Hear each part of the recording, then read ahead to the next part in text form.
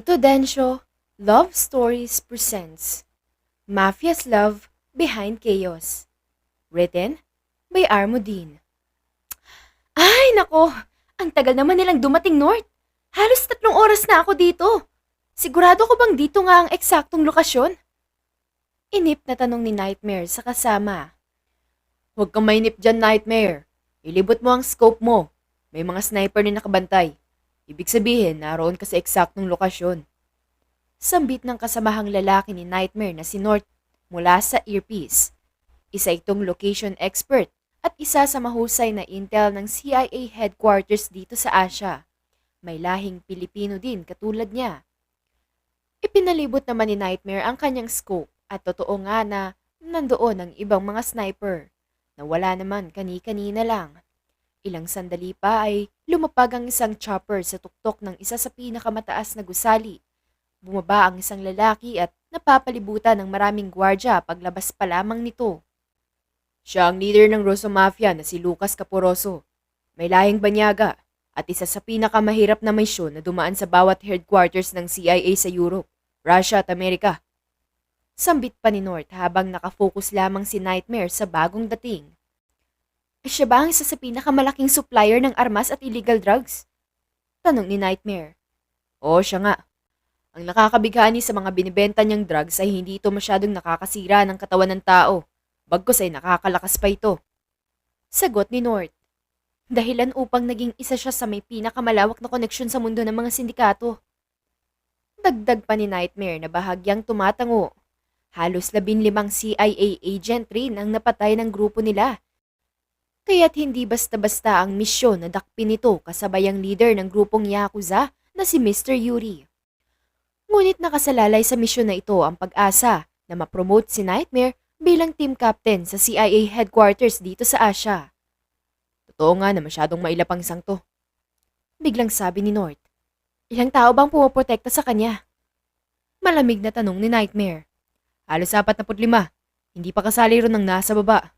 May dumagdag pang halos 100. Ang kalahati ay papunta sa rooftop, kung saan naroon ang mafia boss at ang iba ay nakapalibot sa gusali. Sa tingin ko ay may mga tauhan nito na kasosyo ng mafia boss na mga yakuza. Sambit nito na hindi na ikinagulat ni Nightmare. Nakadapa ngayon si Nightmare sa isa sa mga gusali. Dala-dala ang kanyang sniper na Macmillan TAC-50. Huwag ka magkakamali, Nightmare. Baka makalabit mo ang gatilyo ng sniper. Bakit hindi na lang binoculars ang gamitin mo? Paalala ni North. Mas magandang gamitin to dahil kitang-kita ako ang kinaroroonan nila. Huwag ka maglala. Hindi ko naman nilagyan ng bala. Sagot niya. Malaki ang distansya niya mula sa gusali na kinaroroonan ng target kung ito ang gamit niyang lens. Tama lang din na nasa malayo siya dahil 5 sniper din ang nakaabang upang protektahan ng mafia boss. Masyadong delikado kapag nakita siya ng mga ito. Napatingin siya sa mafia boss. Binata pa ito at halimaw na sa industriya na kanyang ginagalawan. Hindi ma-imagine ni Nightmare kung anong buhay sa likod ng maamo niyang muka. Paparating na isa pang chopper. Ang sakay niya na yung Yakuza leader na si Mr. Yuri Kaishin. Isang matandang dealer ng bomba at mga armas dito sa Asia. Saad ni North habang tinitingnan naman ni Nightmare ang mga litrato sa isang envelope.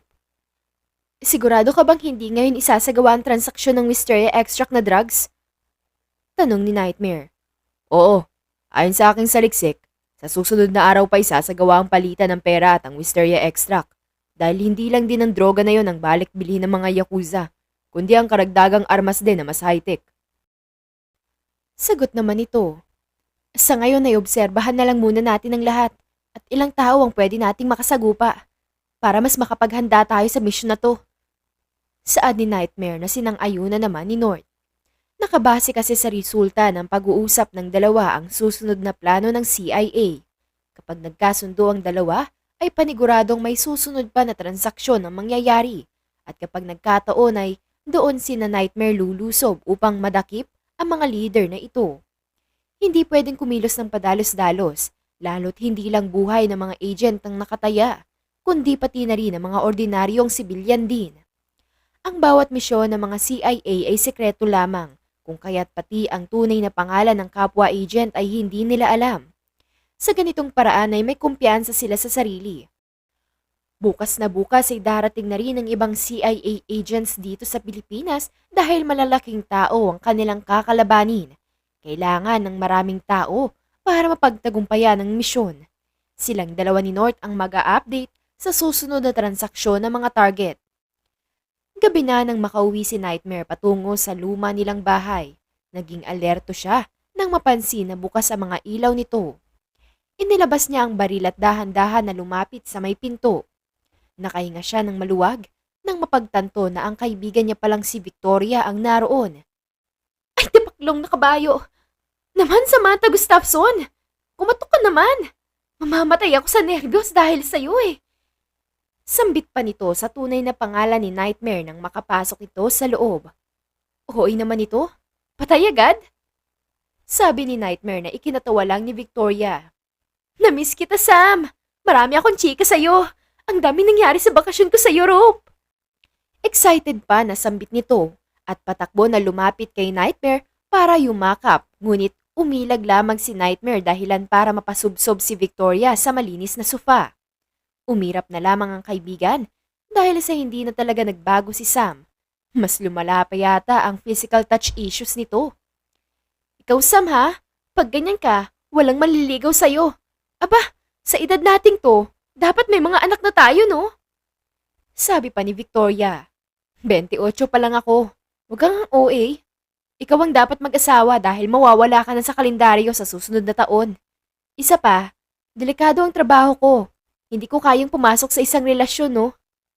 Sagot naman ni Sam. Jesus! Wala bang gwapo sa CIA? Bakit si North? Gwapo naman siya. Baka may kakilala siya, di ba? Tanungin ko nga mamaya.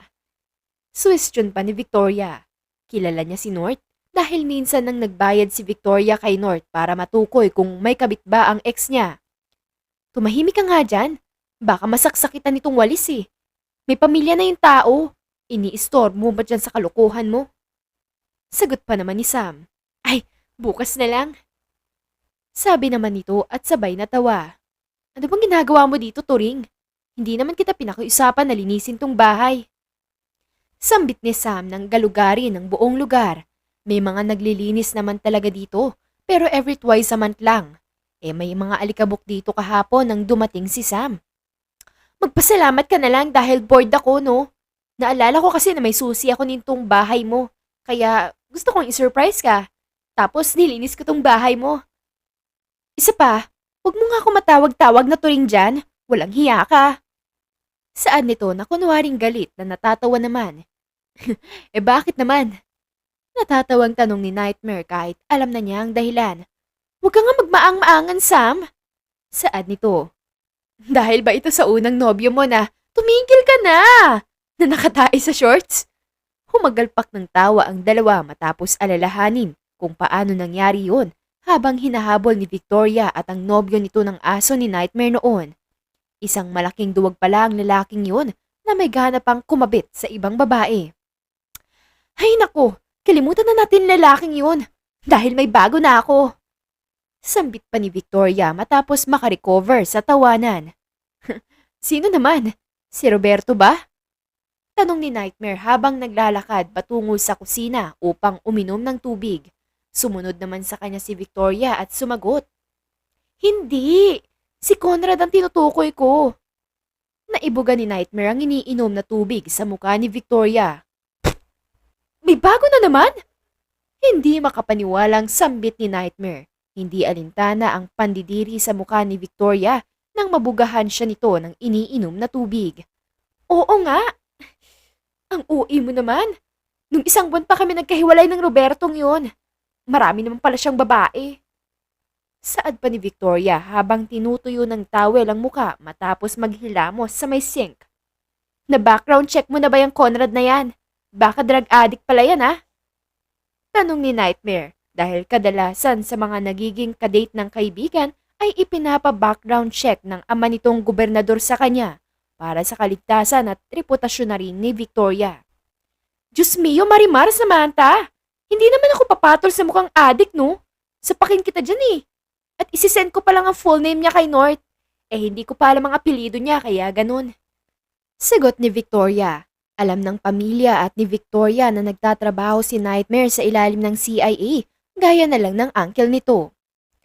Matalik na magkaibigan kasi ang kanilang pamilya at simula noong maaga na naulila si Nightmare dahil sa isang aksidente na ikinamatay ng mga magulang nito. Simula noon ay ang pamilya na ni Victoria ang nag-aalaga dito, kaya parang magkapatid na ang turingan ng dalawa. Nang magtapos ng high school ay kinuha si Nightmare ng kanyang uncle para doon mag-aral sa States at ngayon ay naging agent. Kailan ba kayo naging magkakilala ng Conrad na yan? Tanong ni Nightmare. Last week pa lang naman. Sagot nito. Oh, tapos hindi mo pa alam ang apelido? Pambihira ka, Toring. Isend mo nga yung picture niyan at mas madali yun kaysa sa pangalan lang ibibigay mo kay North. Suwestyon ni Sam. Wala rin kaming picture eh. Mahiyain kasi siya. Sagot naman ni Victoria. Ay, tanga. Siguraduhin mo na bukas ay mababackground check na yan ha. Aba, tumatapang ka na ata ngayon, Victoria. Pag nalaman to ng dad mo, naku na lang. Saan ba yan nakatira? Nakapunta ka na ba sa kanila? Ano? Huwag kang ganyan, Sam. Bakit mo ko ini-interrogate? Basta, gwapo siya at mag-date daw kami bukas. In-invite niya pa nga ako sa isang party eh. Maging masaya ka na lang para sa akin. Ani pa nito na ani mong nang-iinggit at kinikilig. Oo na, nabaliw ka agad. Bulong pa ni Nightmare.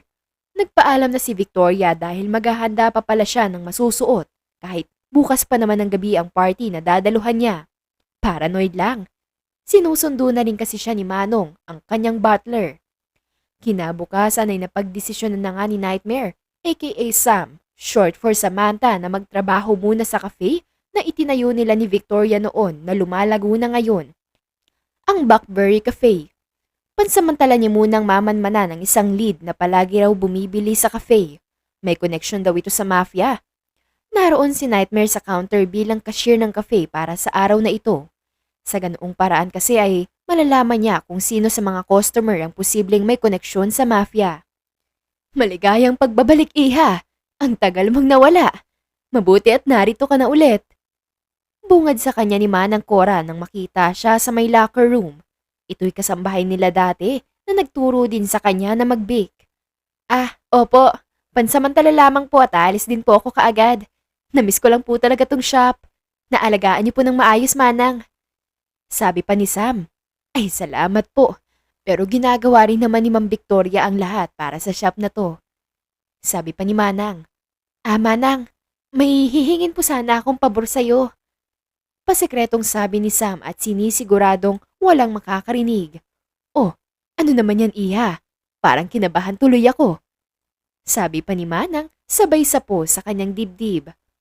Pwede po bang magpanggap na lang kayo na bago lang po ako dito? Ayoko kasing makilala ako masyado.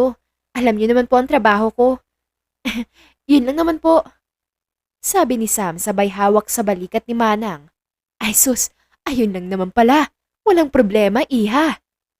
Sabi ni Manang sabay ngiti. Nagpaalam na si Sam at Manang sa isa't isa at nagtrabaho. Napag-usapan nila kagabi ni Victoria na gusto niya na bilang cashier ang posisyon niya para mas makita talaga ni Sam ang mga taong labas-pasok sa cafe. Kaya naroon si Sam sa may pwesto ng counter, suot-suot ang kanilang uniform at apron. Naging mabuti naman ang buong araw, maliban sa mag-aalas 6 na ng hapon, ngunit wala pa rin siyang napansin na kahina-hinala. Ilang sandali pa ay may pumasok na couple. Nakilala niya ang lalaki. Iyon ay si Roberto na ex ni Victoria. Bagaman kilala niya ang mukha nito ay wala naman itong kaalam-alam na magkaibigan sila ni Victoria. Mukhang sosyal pa naman ang bagong nobya nito. Ang mga walang hiya ay dito pa talaga sa cafe ni Victoria nag-date. Hindi na lang pinansin ni Sam ang kaartehan ng mga ito. Medyo marami din kasing customer at busy ang lahat ng crew. Maya-maya ay may narinig si Sam na nakahulog ng tray. Napatingin agad siya sa table ng dalawang magkasintahan kanina. Ano ba? Bakit ayaw niyo nalang palitan yan? Sa ayoko nga ang lasa. Responsibilidad niyo na maging satisfied ang customer niyo. Ano ba namang cafe ito? Dinig ni Sam ang boses ng bagong nobya ni Roberto. Okay lang po, ma'am. Pero magbabahid po ulit kayo para sa bagong drinks na inyong in-order. Kasi hindi naman po namin to kasalanan. Kayo po mismo ang nag-order ng kafe na hindi nalalaman kung ano nga ba ang lasa nito. Mahabang paliwanag ng waiter. Sinasabi mo bang ignorante ako? Halika nga rito! Nanggigigil ako sa'yo! Biglang sabi ng babaeng nag-iskandalo at sinabunutan ng babaeng waiter. Nakita naman agad ni Sam si Manang Cora na tinawag ang mga guard. Sinampal din naman ng waiter ang maarting babae dahil tinuruan sila ni Victoria na huwag magpapaapi sa mga customer na walang modo. Akmang susuntukin naman ni Roberto ang waiter dahil sa pagsampal nito sa girlfriend niya nang maunahan ni Sam ng suntok si Roberto. Nagpagewang-gewang ito at kumuha ng suporta sa isang table. Huwag niyong dadali ng pagkabustos niyo dito sa cafe. Malamig na sagot ni Sam na ikinatahimik ng lahat. Bakit? Sino ka ba ha? Ikaw ba ang may-ari ng cafe na to? Cashier ka lang naman dito ah. Malakas na sabi ng babae sabay kuha ng metal na tray at akmang isasapak kay Sam. Mabilis sa mga pangyayari, ngunit mas nagulat si Sam nang may biglang sumipa sa tray, dahilan para hindi siya matamaan. Napalingon siya sa isang lalaking nakahood na kulay gray. Naglalakad na tumalikod na ito at pumunta sa counter na para bang naiinip na hinihintay ang cashier na dapat ay naroon. Agad namang dinampot ang dalawang nag-iiskandalo ng mga guard at pinuntahan naman ni Manang Cora ang nasaktan na waiter. Kaya nagtungo na rin si Sam sa may counter kung saan naghihintay ang lalaki. Sa postura at tangkad nito ay nalaman kaagad ni Sam na lalaki ito. Bakit parang pamilyar siya sa akin? Tanong ni Sam sa sarili habang naglalakad patungo sa counter. Nakatingin pa rin sa nakatalikod na lalaki. May daladala itong supot na may laman na 10 blueberry cheesecake na inilapag sa island table. Natigilan ng dalawa nang magtama ang kanilang mga mata. Tila ba nahipnotismo sa isa't isa. Nakilala niya ang asul na mga mata nito na may halong berde. Ito ang lalaki na unang naging customer ni Sam nung nagsisimula pa lamang ang cafe nila ni Victoria noong high school. Gaya noon ay blueberry cheesecake ang binibili niya. Hindi niya kilala, lalo't palaging may suot na face mask at nakahoodie pa simula noon.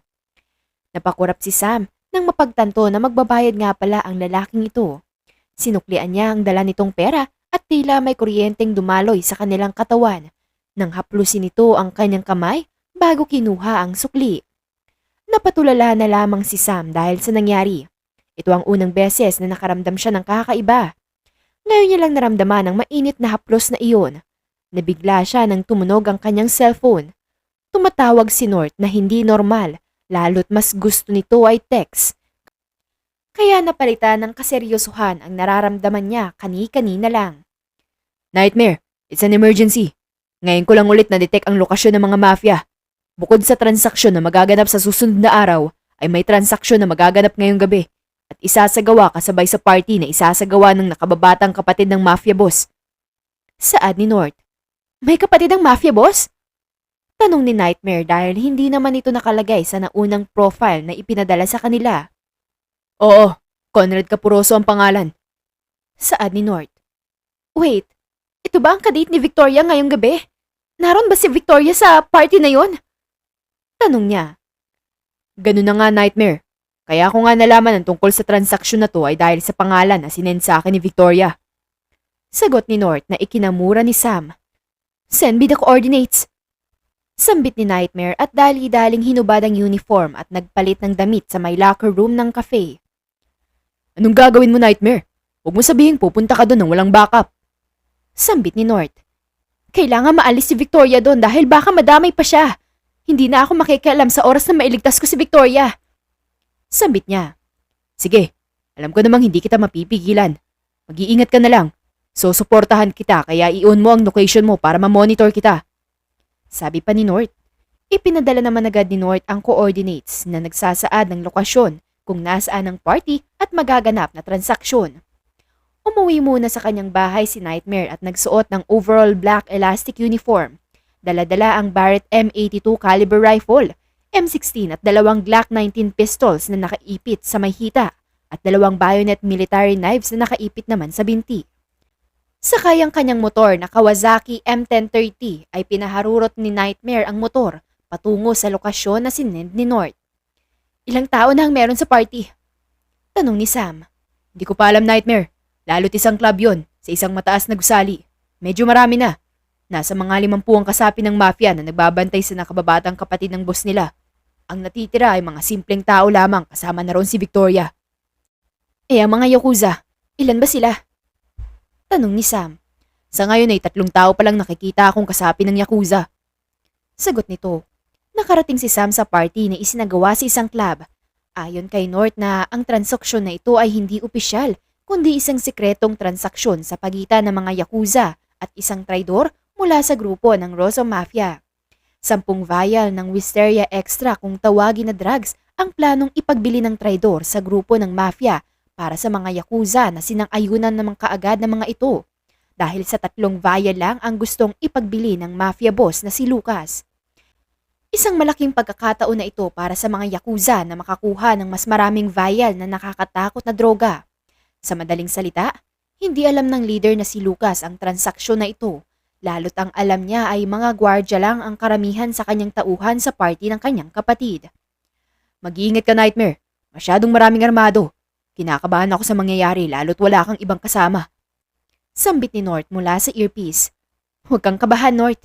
Hindi naman ako makikialam sa transaksyon nila. Ang sa akin lang ay maging ligtas si Victoria. Sabi pa ni Sam. Paano kung magkaaberya? Malaki ang tsansa na samantalahin ng Yakuza ang pagkakataon na ito. Lalo't wala ang alam ang mafia boss na si Lucas. Sagot naman ni North.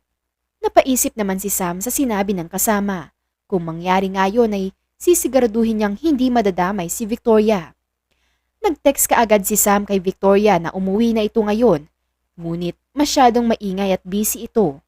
Nakikita niya pa ang pagsasayaw nito na parang inasinan na uod. Tawang-tawa naman ang hinihinala niyang si Conrad na kapatid ng mafia boss. Napasapo na lang sa noo si Sam. Walang hiya ka talaga, Victoria! Bulong na lamang ni Sam.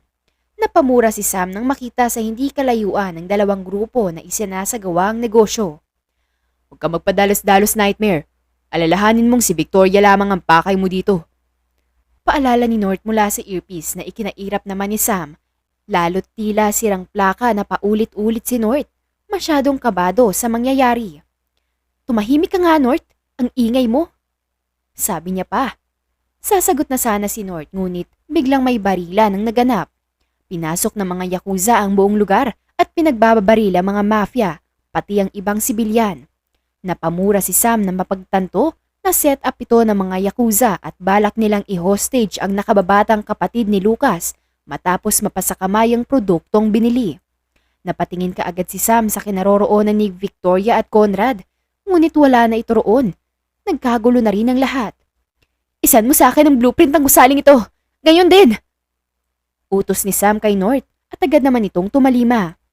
Naroon si Sam sa upper deck ng club kaya kitang-kita niya ang kabuuan nito. Ngunit hindi pa rin niya mahagilap si Victoria. Naroon si Victoria at Conrad sa hallway. 5th floor elevator going up sa roof deck. Captivated by Yakuza at walang mga malay. Report ni North. Agad na nagtungo si Sam sa isang elevator at binarilang lahat ng humaharang sa kanya. Sinigurado naman niyang hindi sa kritikal na bahagi matatamaan ng mga binaril niya. Pinindot niya ang elevator at nang bumukas ay bumungad rito ang isang lalaking Hapon na miyembro ng Yakuza na may 2 samurai. Nabitawan niya ang baril nang biglang umatake ito, ngunit naunahan niya ng suntok ito sa sikmura at sa muka. Nabitawan nito ang samurai, ngunit dali-dali nitong nasuntok ang mukha ni Sam, dahilan para dumugo ang labi nito. Nakuha din nito ang kanyang earpiece, ngunit nasipa niya ang maselang bahagi nito at sinunggaban ng suntok. Pagkatapos ay kinuha niya ang kutsilyo sa binti at sinaksak sa leeg nito, dahilan para bumuhos ang maraming dugo. Agad na natigilan si Sam nang marinig ang paglapat ng isang baril sa likod ng kanyang ulo. Sino ka? Tanong ng lalaki mula sa likod niya. Dahan-dahan siyang tumayo habang nakataas ang kamay. Naramdaman niya ang baril sa likod ng kanyang ulo, dahilan para mabilis siyang humarap at ekspertong kinuha at nadisassemble ang baril nito. Sinuntok naman siya ng lalaki at sinakal sa leeg. Natigilan silang dalawa nang magtama ang paningin. Kilala niya ang mga mata nitong katulad ng lalaki sa cafe, ngunit mas nagulat siya na ang kaharap niya ngayon ay si Lucas, ang leader ng mafia. May suot naman si Sam na mask na parang isang ninja, kaya ang mga mata lamang ni Sam ang nakikita ni Lucas, ngunit tila nakilala pa rin siya nito. Naging alerto at pumasok silang dalawa sa elevator nang dumating ang napakaraming tauhan ng mga yakuza. Anong ginagawa ng isang CIA agent dito? Malamig na saad ni Lucas. Tanong ng isang leader na ngayon lamang dumating. Tila huli ka na sa balita. At totoo nga na naisahan ka ng mga Hapon na yon. Mapangsindak na sagot ni Sam. Nandito ka sa teritoryo ko, babae. Baka nakakalimutan mo. May banta sa sinabi nito. Teritoryo mo pa nga ba ito? Mabuti pa't iligtas mo na lang ang kapatid mo. Sagot ni Sam. Bigla ay umatake si Sam at napangiti dahil sa pagtutok niya ng kutsilyo sa lalamunan nito. Ang bagal mo naman, sabi ni Sam. Ikaw ang mabagal. Sagot ni Lucas at inginuso ang kutsilyo na itinutok niya sa gilid ng tiyan ni Sam. Napamura na lang si Sam dahil tila nakakahiya iyon. Nakuha pala ng lalaki ang isa sa kanyang kutsilyo. Akmang aatake na sana sila sa isa't isa, ngunit bumukas ang elevator at bumungad ang mga bala ng baril na agad naman nilang inilagan. Kinuha ni Sam ang 2 Glock 19 pistol sa hita niya, ngunit isa na lamang ang nandun. Kinuha din pala ito ni Lucas, kaya tig-isang baril lang sila nang pumasok mula sa elevator. Masama man sa loob na makasama sa labanan ang lalaking ito, lalo't ito'y kalaban, ngunit walang pagpipilian si Sam kundi ang magkaroon ng kakampi sa sitwasyon na ito dahil iisa lang naman ang kanilang hangad, ang mailigtas ang kaibigan at kapatid nito. Papaalis na ang chopper sa kayang walang malay na si Conrad at Victoria. Kasabay na tumakbo patungo sa chopper ang dalawa habang binabaril ang mga tauhan na naroon sa chopper. Tumalon si Lucas at nakakapit ito sa ilalim ng bahagi ng chopper at akmang babarilin na sana ni Lucas ang isa sa mga pilot. Mabuti na lang at naunang binaril ni Sam ang pilot. Bago pa man ito nakalabit ang gatilyo na nakatutok kay Lucas. Medyo mataas na ang chopper dahil patuloy nang nagmamaneho ang isa pang pilot. Kaya inilabas ni Sam ang isang lubid na may metal sa dulo at isinabit ito. Kaya pareho sila ni Lucas na nakasampa sa umaandar na chopper. Patay na ang lahat na naroon maliban sa isang pilot at walang malay na si Victoria at Conrad. Masyadong mahirap isakay ang kanilang mga sarili, lalo't pagewang-gewang ang chopper dahil sa bigat nilang dalawa. Napasigaw naman si Sam sa sakit ng kanyang likod. Natamaan pala siya sa mga bagong dating na tauhan na naroon sa rooftop noong sumabit siya sa chopper. Ramdam niya na nauubusan na siya ng dugo. Nang mapansing tubig dagat ang naroon sa ibaba ay nawala na ng malay si Sam at nahulog sa karagatan. Samantha! Iyon ang huling salita na narinig ni Sam at boses ni Lucas, ang leader ng mafia. Nagising si Sam dahil sa malakas na ingay ng ulan. Natagpuan niya ang sarili sa isang kuweba. Naging alerto siya nang maalala ang buong pangyayari, ngunit napaaray naman sa sakit ng kanyang buong katawan. Napansin niya na iba na ang kanyang suot at ginawang parang tube ito. Kita pa ang kanyang cleavage. Mababahala na sana siya, ngunit napagtanto na ginawa pala ito upang maipit ang mga dahon na gamot sa 2 tama ng baril sa kanyang likod. Kaya pala nakadapa siya kanina ay dahil nakalatag din ang dahon ng saging. Napakunot ang noo niya nang hindi mahagilap ang sino man na gumamot sa kanya. Siguro ay umalis na ito. Kung sino man siya ay nagpapasalamat ng malaki si Sam. Umupo na lamang siya sa entrance ng kuweba hanggang sa matapos ang ulan. Ilang sandali pa ay nakita niya na gumalaw ang mataas na damo. Alerto man ay hindi niya magawang tumayo ng biglaan. Napahinga naman siya nang inilabas nito si Lucas. Sa lugar na ito ay mas nakakatakot pa siguro kung mabangis na hayop ang lumabas. Kaya medyo nakahinga siya nang makita si Lucas. Oh, gising ka na pala.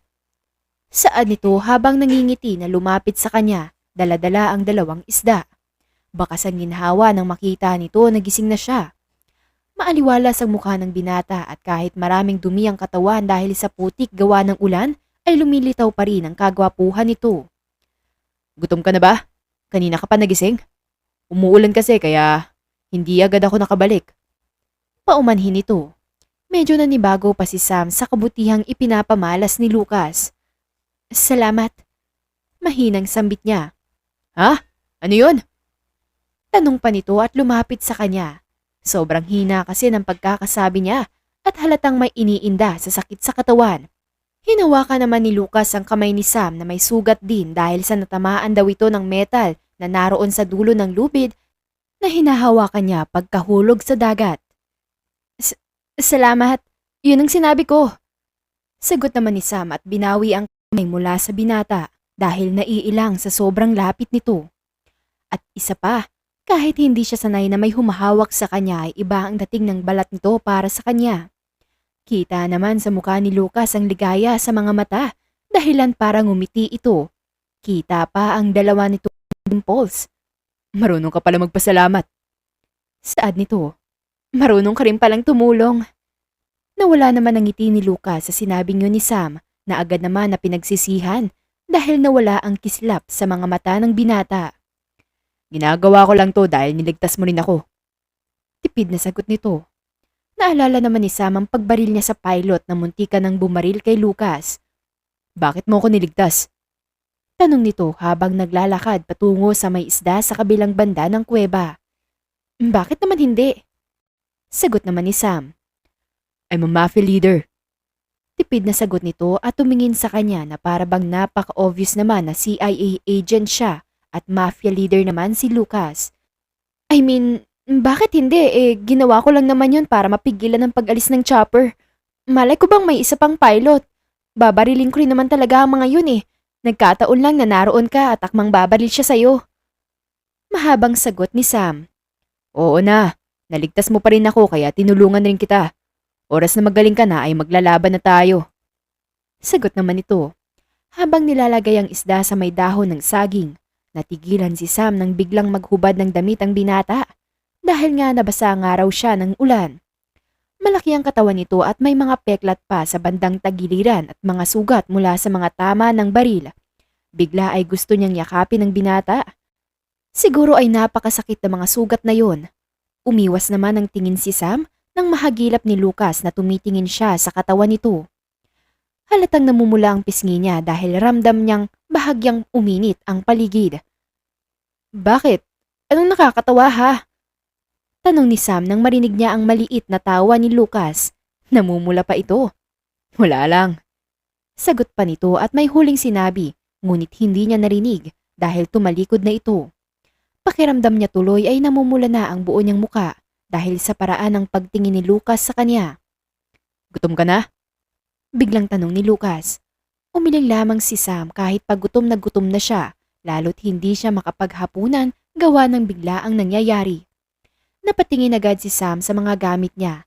Baka sakaling matrace ka agad ni North ang location niya. Napansin naman ito ni Lucas habang gumagawa ng panggatong sa isda na kanilang iihawin. Nasira ang phone mo. Hindi ko naman makita ang phone ko. Nawala yata sa dagat. Yung ibang tracker ay hindi na gumagana nang i-check ko dahil sa dagat din bumagsak. Saad nito? Ibig sabihin, ilang araw pa tayong mananatili dito? Nababahalang sambit ni Sam. Ganun na nga, depende sa galing ng mga intel. Pero sigurado akong mahihirapan silang hanapin tayo. Kakailanganin ng maraming tao upang galugurin ang kagubatan na ito. Sagot ni Lucas. Paano na lang si Victoria? Bulong ni Sam sa sarili. Isipin mo muna ang sarili mo. Paniguradong na-trace na ng mga kasamahan mo ang kinaroroonan ni na Victoria. Saad naman ni Lucas na parabang may alam na ito sa mga nangyayari. Kilala din niya si Victoria. Hindi lang nagtanong si Sam dahil baka mag-iba na naman ang timpla ni Lucas at baka hindi pa siya pakainin. Tumahimik na lamang si Nightmare dahil may punto naman ito. Sa mga oras na ito ay paniguradong dumating na rito sa Pilipinas ang ibang agent at nirespondehan na kaagad ang pagkadamay ni Victoria. Umaasa na lang siya na ginagawa lahat ni North, mailigtas lang si Victoria. May kapatid ka pala. Basag ni Sam sa katahimikan nang naalala na magkapatid nga pala si Conrad at Lucas. Oo, masyadong matigas ang ulo, kaya itinago ko ang pagkakakilanlan niya. Pero nakagawa pa rin ang paraan ng pesteng yon na painitin ng ulo ko. Sagot nito. Hindi niya kasi sana binigyan ng permiso ang kapatid na mag-host ng party, tinuloy pa rin ito. Tumahimik na lang si Sam dahil doon. Medyo natakot siya kay Lucas at dahil busy nga rin ito sa pagluluto ng isda. Lingid sa kaalaman ng dalaga na iniisip ni Lucas na baka ay nagugutom nga si Sam dahil halos buong araw itong tulog simula kagabi. kaya masyado itong focus sa pagluluto. Dahil nga walang relo ay doon pa lamang nalaman ni Sam na mukhang magtatakip silim na. Ang buong akala niya ay madilim lamang ang paligid dahil sa ambon at paparating na naman na ulan. Tuloy ay nakaramdam siya ng ginaw. Nang maluto na ang dalawa ng kanilang malaking isda ay inihain na ito ni Lucas sa dahon ng saging. Hindi naman alam ni Sam ang gagawin dahil sobrang sakit pa rin ang katawan niya na parang lalagnatin siya. Nahihiya din siyang humingi dahil baka hindi siya bigyan ng binata lalo't mortal silang magkaaway. Lumapit sa kanya si Lucas at hinawakan ang noo niya.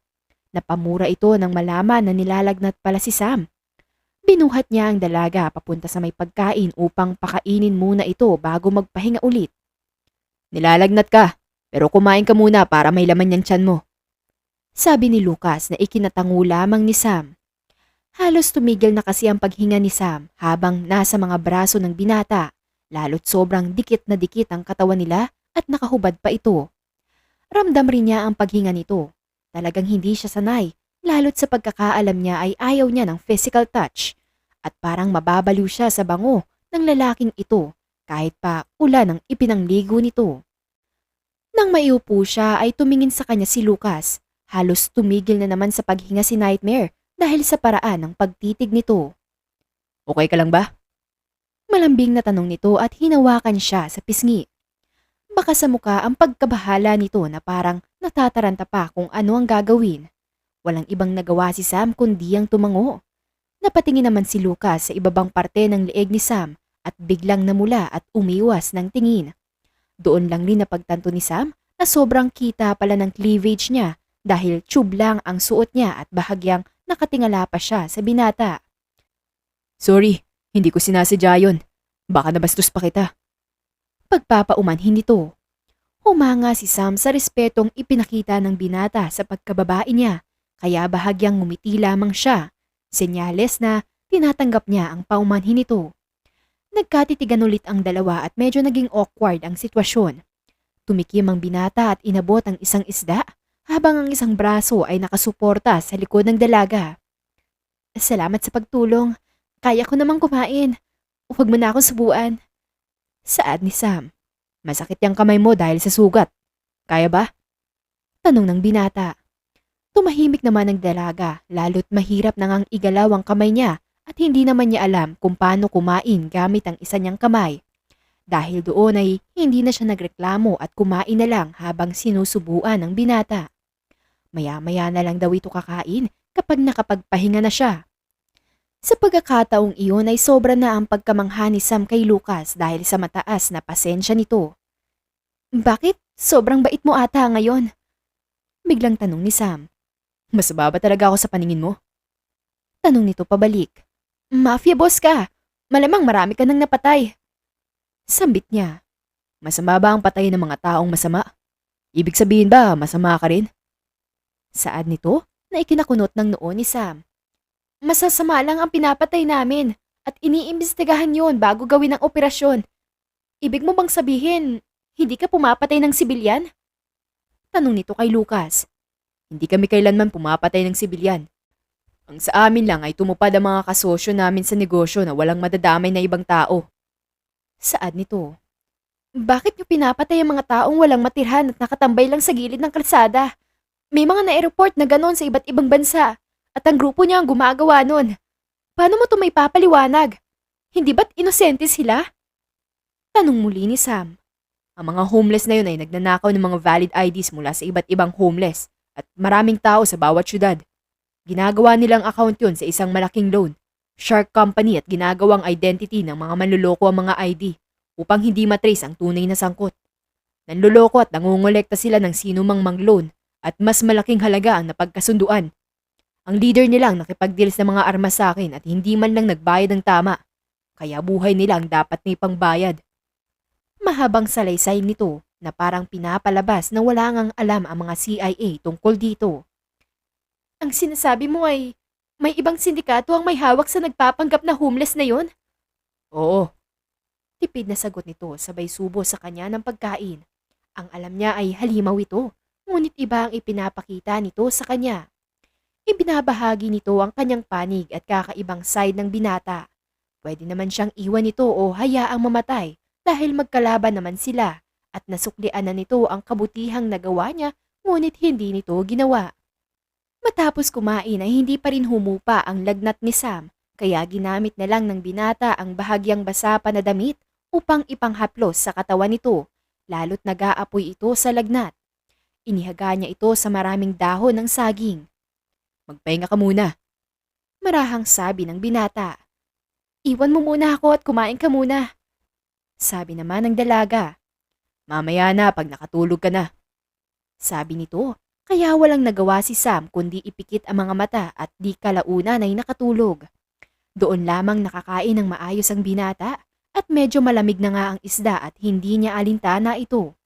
Mabuti na nga lang at medyo bumuti na ang lagay ng dalaga dahil sa totoo lang ay hindi niya rin alam ang ginagawa o kung tama ba ang ginagawa niya. Pagkatapos kumain ay bumalik ulit ang binata sa kinaroroonan ni Sam at tiningnan ang mukha nito at sinabing, "Ang ganda mo pa rin, Samantha. Namiss na kita." Sabi nito habang hinahaplos ang pisngi ng dalaga. Naalala pa ng binata nung una niyang nakita ito sa isang park kasama ang mga magulang nito nung mga bata pa sila. Magkakakilala ang ama niya at ama ni Sam. Nung araw ding yun ay na-assassinate ang mga magulang ng binata. Huli na nang malaman niya na namatay rin ang mga magulang ng dalaga. Alam niya kung sino ang pumatay sa mga magulang nila, kaya kailangan niyang maghiganti sa pamamagitan ng pagtanggap ng posisyon bilang susunod na mafia boss nang alukin siya ng kanyang uncle. Konti na lang. Makakamit ko na rin ang hustisya, Samantha. May paghihiganti ko rin ang mga magulang natin. Alam ko na hindi mo ako maaalala dahil sa car accident na yun. Bata pa naman tayo nang magkita kita. Kaya palagi akong pumupunta sa cafe na itinayo niyo ng kaibigan mo. Dahil baka sakaling maalala mo ko. Gusto ko ang blueberry cheesecake na recipe mo. Kaya kahit nasa Europe ako ay nagpapabili ako sa right-hand man kong si Leon araw-araw. Napangiti na lamang ang binata, lalo't hindi naman siya naririnig ng dalaga. Parang tanga na nagsasalita siya roon. Ilang oras din ang lumipas at nagising si Sam sa kalagitnaan ng gabi. Medyo bumuti na ang pakiramdam niya. Bago makatulog, ay narinig niya ang mga sinabi ni Lucas, ngunit hindi na siya gumalaw pa, lalo't nagpapanggap siyang tulog kanina pa upang makakain na ang binata. Hinanap kaagad ng mga mata niya si Lucas at natagpuan niya ito na malapit sa pinaglutuan nito ng isda. Nalinis na nga nito ang pinagkainan kanina para iwas insekto sa kabilang bahagi ng kuweba. Maliit lang ang kuweba kaya kitang-kita niya na giniginaw ito, lalo't walang suot na damit dahil nilagay nito ang damit sa noo ng dalaga upang gawing bimpo dahil nga nilalagnat ito. Napakabait naman ng lalaking to. Akala ko ba may pusong bato ka, Lucas? Noon pa man ay magkakilala na pala tayo. Eh di sana ay umiwas na ako sa misyon na to. Lalo't magiging magkalaban pala tayo. Sambit naman ng dalaga habang tinatanaw ang binata. Sino kaya ang taong gusto niyang paghigantihan? Hindi pwedeng siya lang ang gagawa nun. Kaya ako nga pinasok ang delikadong mundo ng CIA para maiganti ang taong pumatay sa magulang ko. Patuloy na sabi nito na parabang kinakausap ang sarili. Sinubukang tumayo ni Sam upang puntahan ito. Mabuti na lang at naigagalaw na niya ang katawan. Hindi alam nito kung anong gagawin upang maibsan ang lamig na nararamdaman ng binata, kaya sinubukan niyang paapuyin ang napakaliit na natitirang baga mula sa pinag-ihawa ng isda. Ubos na pala ang panggatong at umuulan sa labas, kaya wala siyang mahagilap na pwedeng ilagay upang gumawa ng apoy. Natigilan siya nang maramdaman ang yakap ng binata mula sa likuran niya. Nakaupo kasi siya sa harapan ng pinaghihigaan nito. Nakaupo ito ngayon at yakap-yakap siya mula sa likod. Samantha, dinig niyang bulong nito kahit medyo tulog. Ito pala ang tinig na narinig niya bago mahulog ang chopper. Hindi alam ng dalaga kung ano ang mararamdaman niya. Nagahalo ang kanyang tiyan na hindi niya maintindihan. Halos ayaw na nga niyang huminga dahil doon. Hinawakan niya ang malaking kamay ng binata sa may puso niya at inalis ito. Dahilan para umiwas ang binata at bumalik sa paghiga na ngayon ay nakatalikod na sa kanya. Tumingin siya sa malapad na likod nito. Halatang kinakagat ng maraming lamok noong magtatakip silim. Naaawa siya sa binata, lalo't malaki ang kabutihan na ibinahagi nito sa kanya. Baka sa katawan nito na giniginaw. Dahan-dahang humiga siya sa gilid ng binata at niyakap ito mula sa likod. Lucas, salamat ha. Salamat sa lahat. Bulong niya pagkatapos ay pumikit. Hindi pa man nakakatulog ay naramdaman niya ang paggalaw ng binata. Naramdaman niyang humarap ito sa kanya. Iminulat niya ang mga mata upang pagmasdan ang maamong mukha nito. Mahimbing na natutulog ito, kaya mas inilapit niya ang sarili upang hindi ito ginawin. Medyo mainit naman ang katawan niya at mas mabuting may gawin siya kaysa hayaan itong gininaw. Totoong napakalamig nga dahil umuulan pa rin.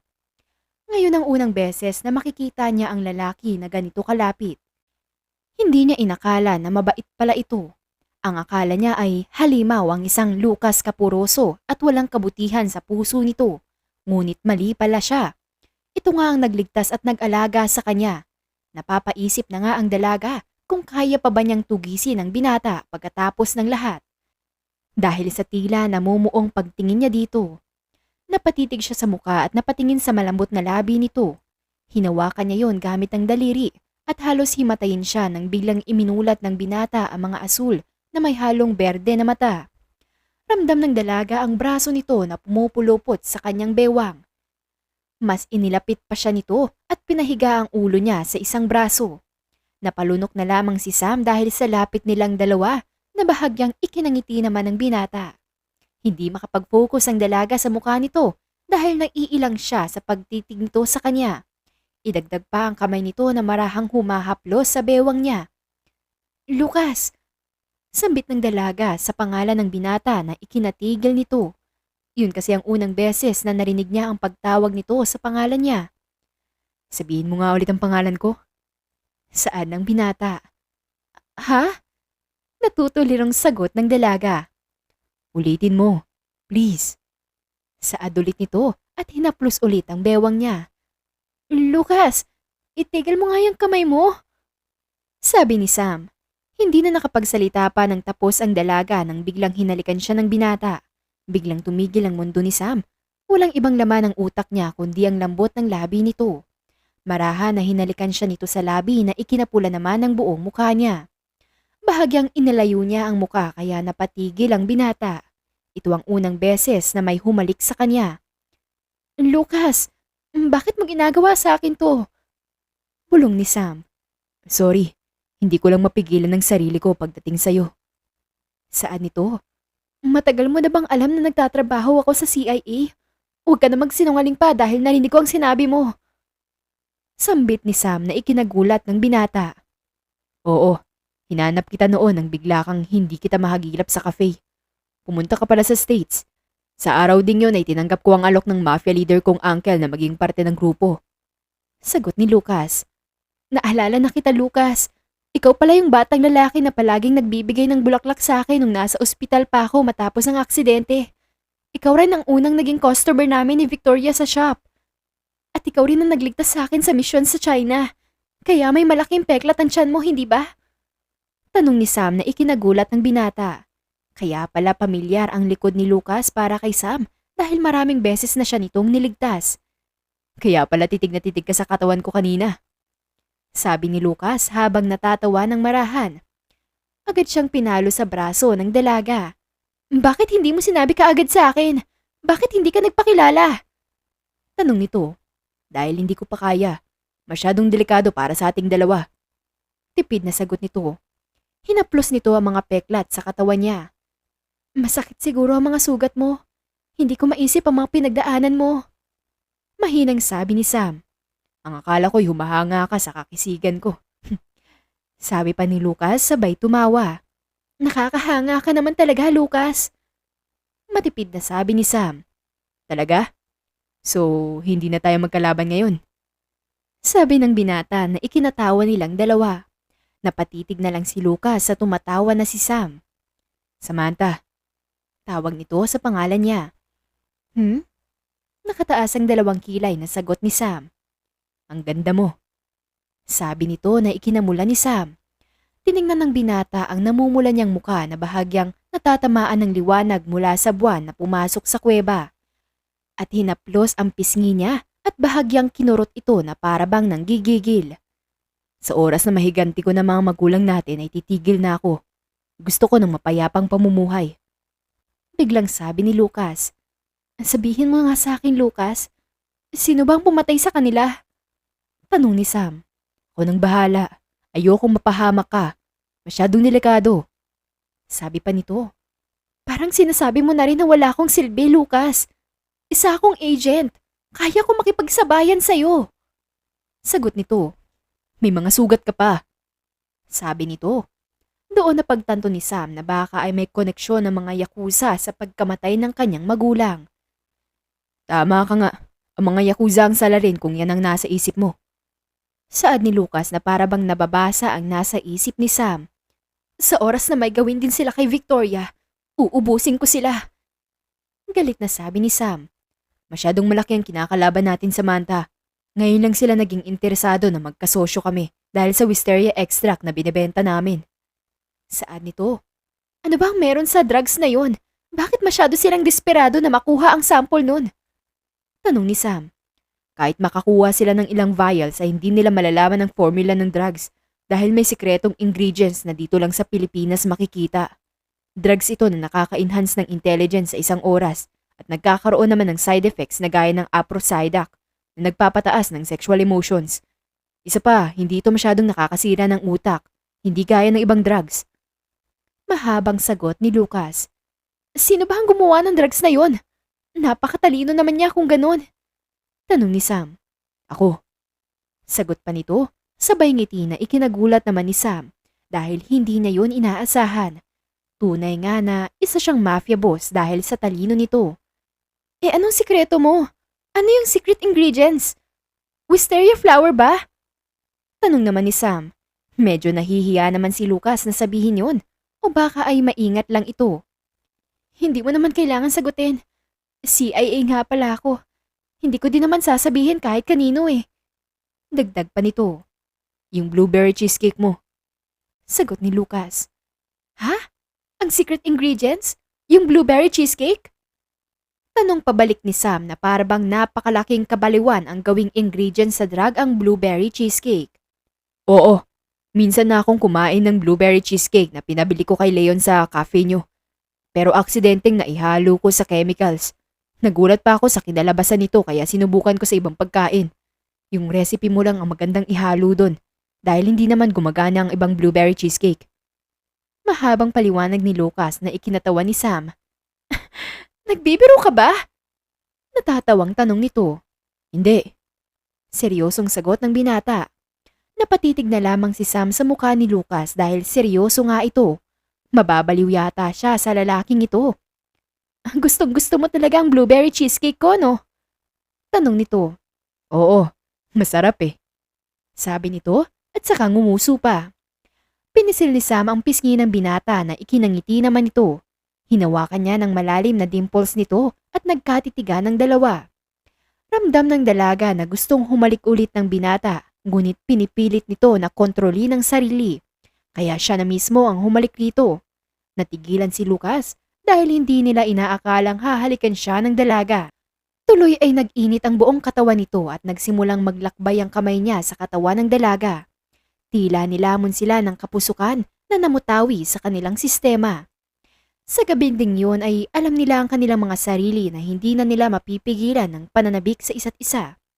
Kinaumagahan ay nagising na lamang si Sam sa mga narinig na bakbakan sa hindi kalayuan.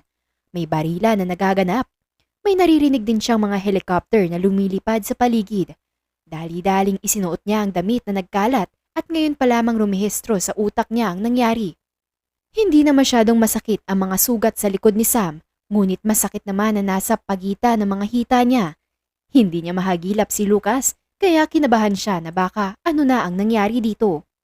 Kahit masakit ay pinilit ni Sam na lumakad papunta sa iba pa niyang kagamitan at inipit ang mga kutsilyo, baril sa kanyang hita at binti. Ilang sandali pa ay nakita na siya ng kanyang mga kasamahan sa pamumuno ni North. Nightmare, ayos ka lang? Pasensya na, ngayon lang namin natris ang lokasyon mo. Masyadong maulan at utos ng senior agents na ipagpabukas ang pagpapahanap sa'yo. Sambit ni North gamit ang alias ni Sam na Nightmare sa ilalim ng CIA. Ayos lang ako. Iyon ang sabi ni Sam ngunit Halata naman na hindi siya makalakad ng maayos, kaya inalalayan siya ng iba pang agents. Hindi pwedeng malaman ng mga kasamahan niya na may namamagitan sa kanila ni Lucas. Alam sa sarili ni Sam na gusto niya ang binata at hindi niya pinagsisihan ang nangyari. Ngunit ang tanong, gusto rin ba siya nito o dala lang ng pagkapusok nilang dalawa ang lahat? Sa paggalugad naman ni North sa kuweba ay may isa siyang singsing na nakita. May nakaukit na simbolo dito ng Rosso Mafia. Napailing na lamang at ngumiti si North dahil doon. Lingid sa kaalaman ng lahat na matalik na magkaibigan pala sina North at Lucas at alam ni Lucas ang buong impormasyon sa kanilang misyon noon pa man. Pagdating ni Sam sa kanilang hideout ay naroon na ang halos 30 agents. Hindi pa nito kasama si North at isang team captain na tinawag ding senior agent. Ngayon na nahanap na si Nightmare ay sisimula na nila ang operasyon. Kasalukuyan na naroon si Victoria Buckberry at ang kapatid ng leader ng Rosso Mafia na si Conrad Caporoso sa mansyon ng Kaishin Clan na matatagpuan sa Japan. Sa isang araw na lumipas ay walang aksyon pa na isasagawa sa panig ng mafia. Samantalang hindi pa alam ang kasalukuyang estado ng mga hostage. Report ni North bilang head ng intel sa misyon na ito. Hanggang ngayon ba ay siguradong naroon pa rin sa mansyon ng mga Kaishin ang mga hostage? Tanong ng isang agent. Sa ngayon ay oo.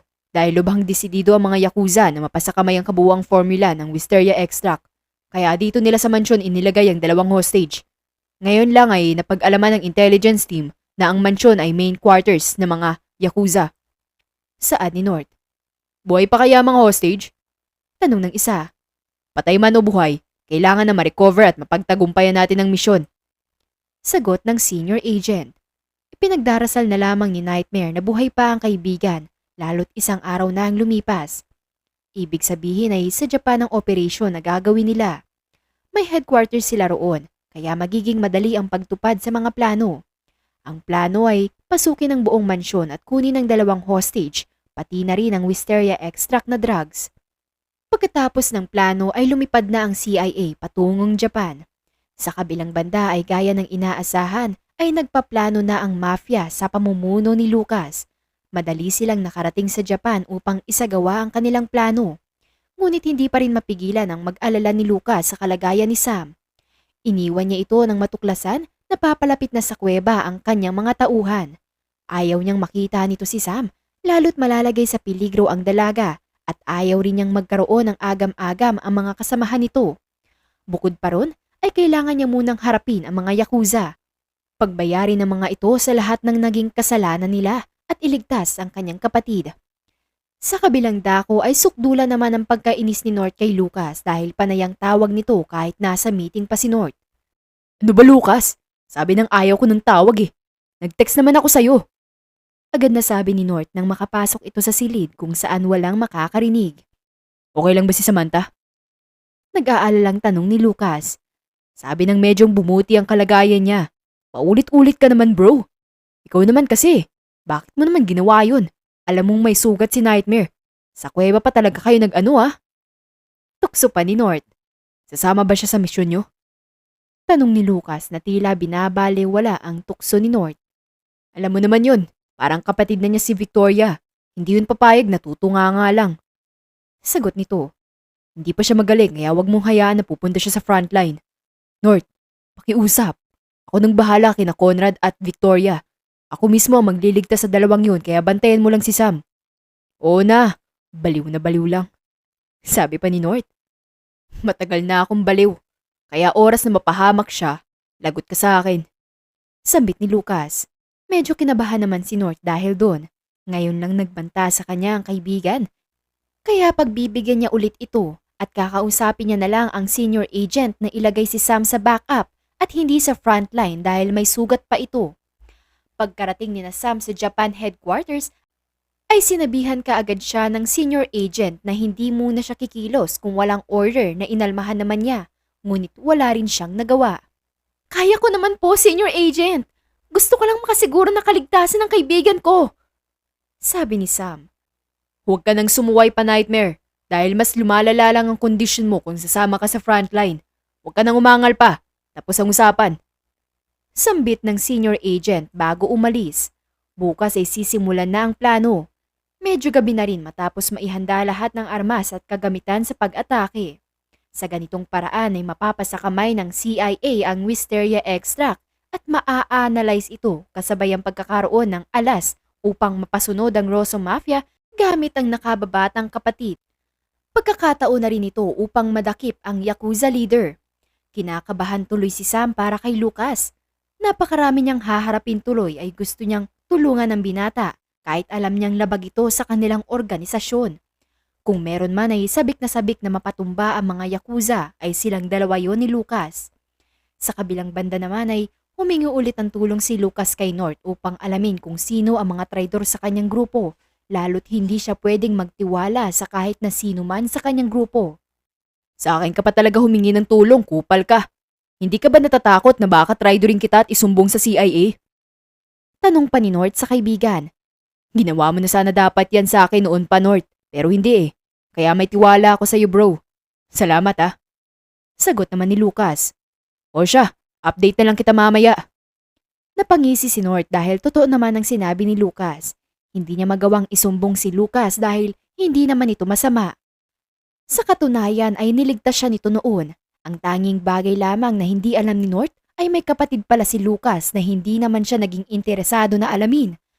Hanggang sa nangyari na nga ang sitwasyon. Teka, si Samantha, kumain na ba siya? Okay lang ba siya? Paghangamusta ni Lucas, napasapo na lang sa noo si North dahil sa naging asal ng kaibigan. Halos bawat oras yata ay nangangamusta ito. Tawagan mo kaya at matahimik ka na dyan. Isisend ko ang number niya. Sagot na lang ni North. Hindi ko siya pwedeng tawagan. Sabi naman ni Lucas. Bakit hindi? Tanong naman ni North. Masasabik lang ako makita siya.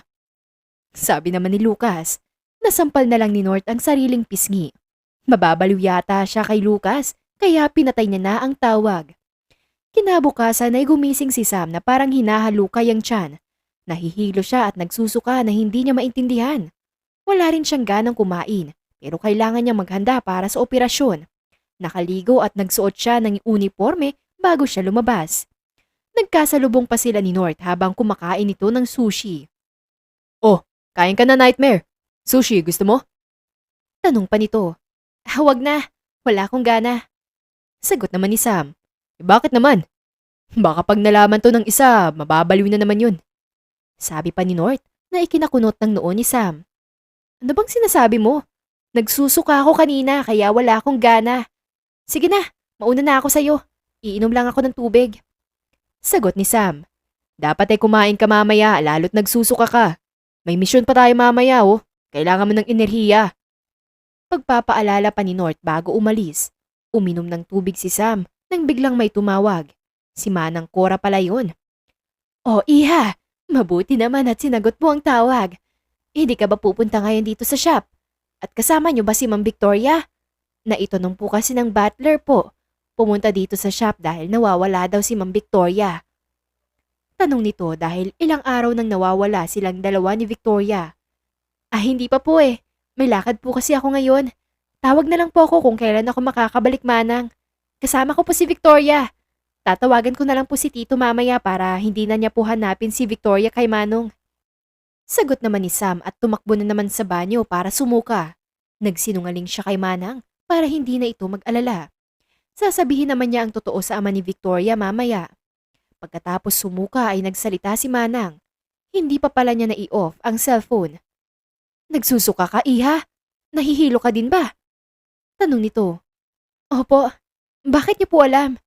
Pagkagising ko lang po ito at ngayon lang po ito nangyari.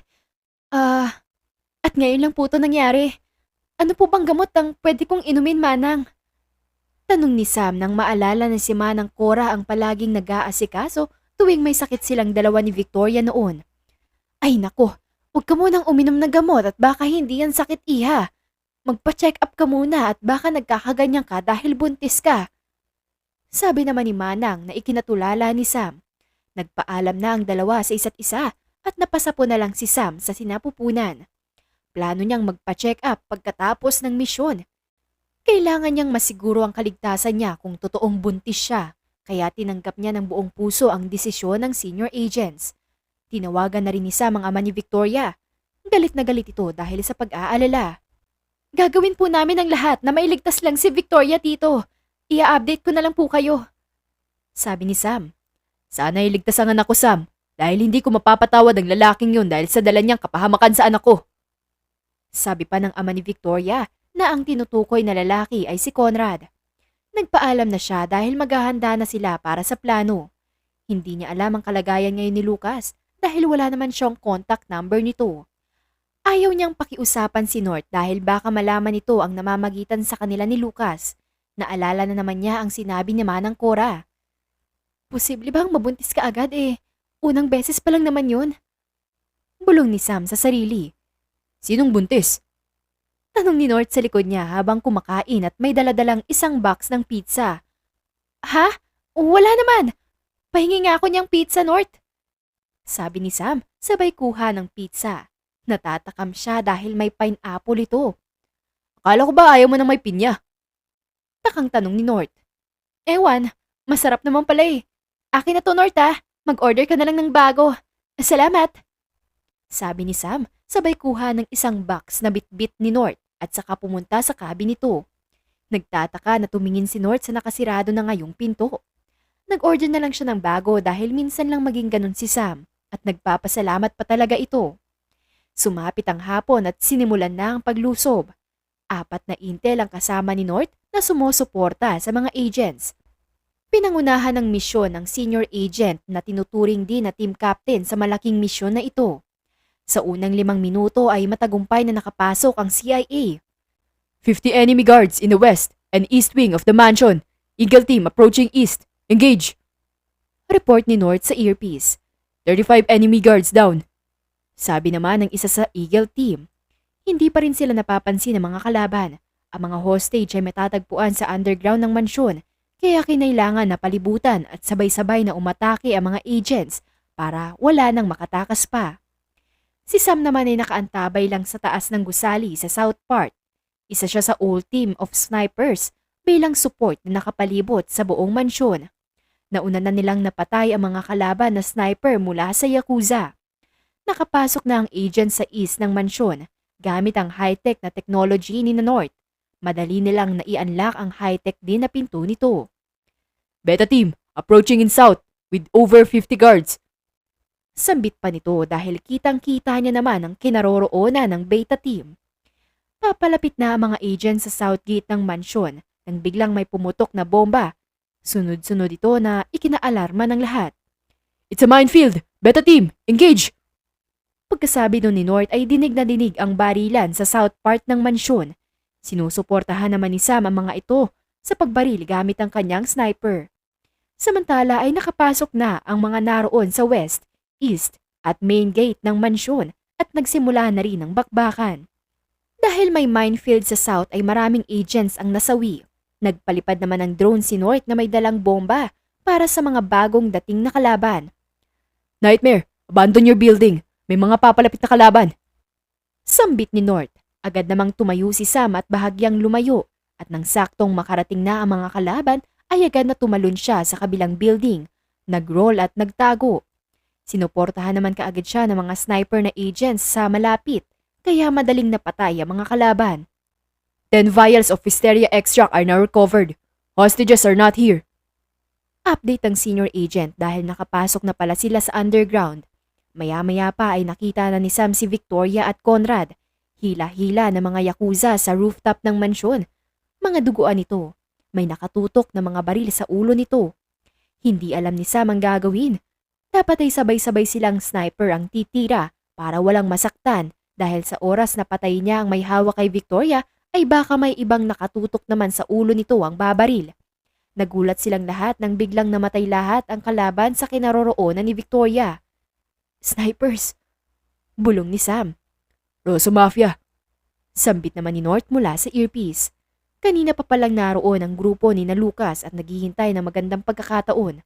Dumating ang isang helicopter at dali-daling isinakay ang hostages na sina Conrad habang hinayaan naman ng mga ito na makuha ng CIA si Victoria. Hindi magawang kumilos ng mga snipers na kasama ni Sam dahil halos 10 snipers ang nakapalibot sa kanila. Maling kilos ay baka mamatay sila. Yakuza leaders not here. Dinig na sambit ni Sam galing sa team captain. Nang gagalaiti sa galit si Sam dahil doon. Iyon ang nag-utos sa pagkamatay ng kanyang mga magulang. Kailangan ay mamatay ang matandang yun. Naging alarma ulit silang lahat ng isa-isang namatay ang mga sniper mula sa CIA, pati na rin sa mafia. Sa hindi kalayuan ay may nakita silang nakaitim na parang ninja. Yakuza assassins! Nababahalang sambit ni North mula sa earpiece. Huli na mapagtanto ni Sam na napapalibutan na sila ng mga assassin. Masyadong mabilis sa mga ito. Maya-maya ay lumabas ang leader ng Yakuza sa harapan ni Sam kasama ang right hand ni Lucas na si Leon. Ito pala ang traidor sa grupo. Nadakip siya ng mga ito matapos siyang nagmatigas. Sinuntok pa ni Leon na mas lalong ikinahilo niya. Sa kabilang banda ay panay ang pagmumura ni Lucas dahil hawak na naman ngayon si Sam ng mga kalaban. Kani-kanina lang ay halos hindi siya makahinga nang sinabi ni North na baka ay buntis si Sam. May patalon-talon pa ito sa mga gusali kanina. Tumakbo si Lucas papunta sa rooftop kung nasaan si Sam at ang mga kalaban. Sakal sa leeg na hawak ito ni Leon. Traidor ka, Leon. Pinagkatiwalaan pa naman kita. Sabi ni Lucas kay Leon. Humalakhak lamang ito. Masyado ka kasing malambot, Lucas. Kaya hindi tayo umaangat eh. Kasi may paawa-awa ka pa. Kaya ka naiisahan. Dahil duwag ka. Sabi pa nito. Bitawan mo siya. Wala siyang kinalaman dito. Sabi ni Lucas sabay tingin kay Sam. Tumingin lang si Leon sa matandang Yakuza leader na parabang nag-uusap ang mga ito. Papakawalan namin tong babaeng to kapag sumama ka sa amin. Gustong malaman ng boss ko kung paano mo ginagawa ang Wisteria extract. Sabi nito na ikinasigaw naman ni Sam. Huwag! Huwag kang sumama, Lucas! Papatayin ka rin nila pagkatapos! Natigil sa pagsalita si Sam nang biglang sinabunutan siya ni Leon na ikinasigaw nito. Tinutukan nito ng baril si Sam. Sasama ka o papatayin ko tong babaeng to? Sabi pa ni Leon habang nakatutok sa ulo ni Sam ang baril. Nahihirapang magdesisyon si Lucas lalo't may mga assassin pa ang naroon sa paligid. Bukod pa roon ay tila isang pelikula na natutuwa pa ang matandang Yakuza leader sa mga nangyayari. May pangiti-ngiti pa itong nakakrus sa mga braso. Nagulat ang lahat nang biglang pumutok ang ulo ng matandang Yakuza leader. Sa kabilang building nito sa hindi kalayuan ay naroon si North, dala-dala ang isang sniper. Isa-isa rin na natumba ang mga assassins dahil sa ibang sniper mula sa mafia at mabilis na kumilo si Sam para ma-disassemble ang baril. Ngunit bago pa man niya magawa ito ay naiputok na ni Leon ang baril at natamaan sa dibdib si Lucas. Agad na tinulak ni Sam si Leon at nahulog ito sa mataas na gusali na ikinamatay naman ito. Agad na lumapit si Sam kay Lucas. Bumuhos ang luha ni Sam habang higpit na yumakap dito. Hindi niya alam kung ano ang gagawin. Inakala nito na natamaan nga si Lucas sa dibdib kaya humagulhol ito. Doon lang nakita ni North si Sam na umiiyak kaya dali-dali itong nagtungo sa gusali. Ilang pagtalon lang naman ang ginawa niya upang makalapit doon. Lucas, huwag mo na akong iiwan. Magre-resign na nga ako eh. Gusto ko makasama ka. Sa maliit na panahon na magkasama tayo. Minahal na kita. Mahal kita, Lucas. Huwag mo naman kaming iwan ng anak mo. Sabi pa ni Sam habang humahagulhol. Mahal din kita, Samantha. Bilog ang mga mata na tumingin si Sam kay Lucas. Tinuyo ang sariling luha.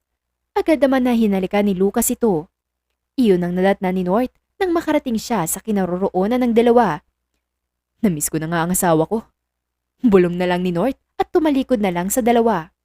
Nang matapos mag-iyakan at maghalikan ng dalawa ay nagsalita na si North. Walang iya ka talaga, Lucas.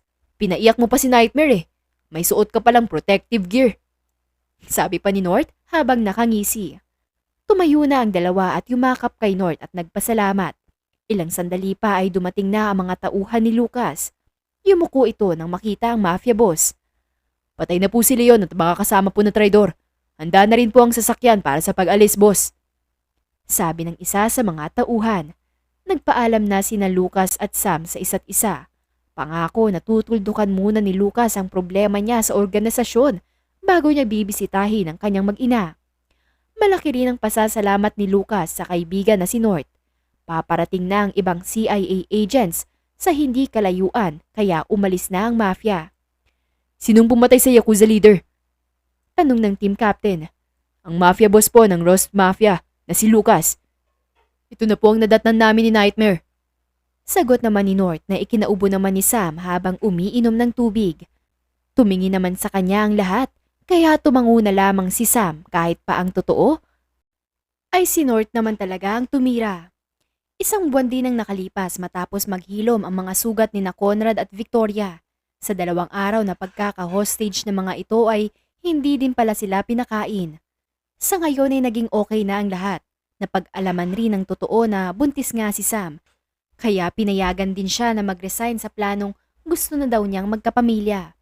Samantalang gustong itigil na ni Lucas ang organisasyon, ngunit naisip nito na hindi habang buhay ay magiging ligtas ang kanyang bubuuin na pamilya.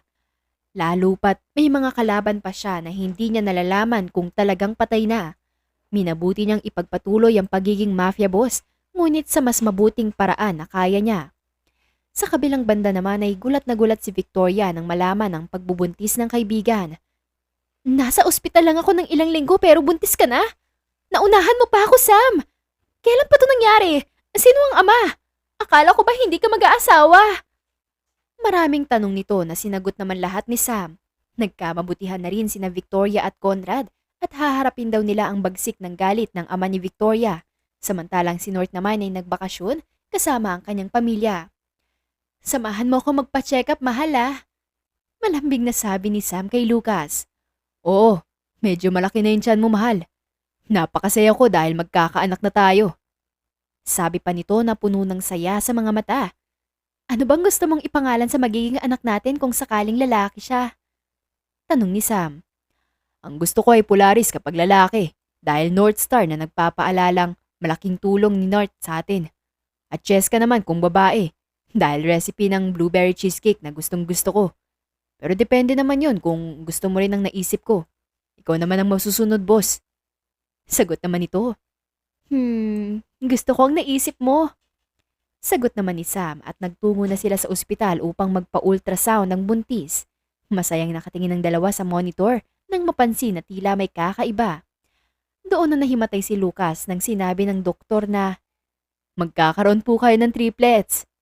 Masaya na tumingin si Sam kay Lucas pero natumba na pala ito.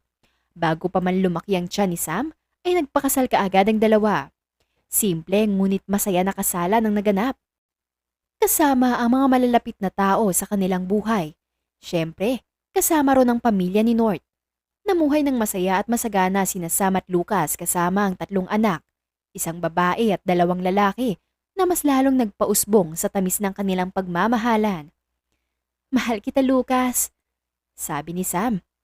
Mahal din kita, Samantha, aking mahal na asawa. Sagot naman ni Lucas. At dyan na po nagtatapos ang ating kwentong pinamagatang Mafia's Love Behind Chaos. If you like the story, please don't forget to like, comment, share, and subscribe for more wonderful stories. Hanggang sa muli, paalam!